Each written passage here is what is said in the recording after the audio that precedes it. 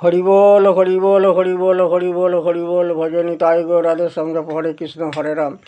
শুনুন শুনুন ভক্তগণ, আজকে কিছু করিব বর্ণন গীতার ষোড়শ অধ্যায়ের অপূর্ব কথন। এই অধ্যায়ের নাম হলো দৈবী সম্পদ, দৈবী আসুরী সম্পদ বিভাগ যোগ। দৈবী ভাব এবং আসুরী ভাব, দৈবাসুর সম্পদ বিভাগ যোগেতে বলা হয়েছে মাত্র 24টি শ্লোকের কথা, যাহা শুনে ভক্তগণের ঘুচে যায় মনের ব্যথা। তবে আমি করি বর্ণন, আপনারা শুনে ঘুচাতে থাকুন মনের যত কিছু আবর্জন।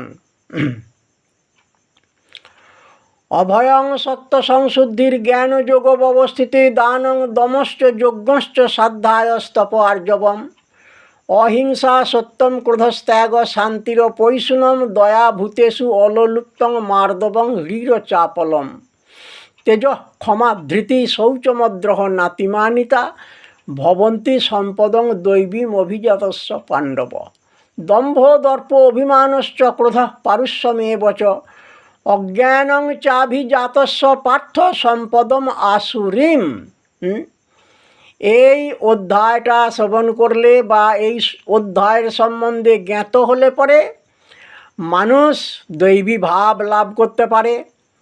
দৈবী ভাবটা কি না, দেবতাদের যেমন স্বভাব প্রকৃতি, সেই সমস্ত আস্তে আস্তে সাত্ত্বিক গুণভাবাপন্ন মানুষ হতে পারে। আর আসুরী ভাবেতে আমরা আস্তে আস্তে আমরা নিচে নেমে যাই। আসুরী ভাবেতে তমগুণ, রজগুণ, এই সমস্ত গুণগুলো বর্ধিত হয়ে যায়। আমরা তখন আর মানুষ থাকি না, আমরা তখন অমানুষ হয়ে যাই। তাহলে আমাদের জানতে হবে যে এই জিনিসগুলো কি।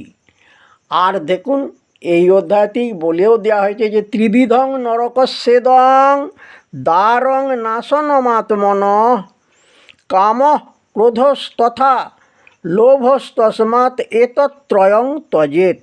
অর্থাৎ কাম, ক্রোধ, লোভ এগুলো হচ্ছে নরকে যাবার রাস্তা। তাহলে আসুরী ভাব আমাদের শরীরে বেশি এলে পরেই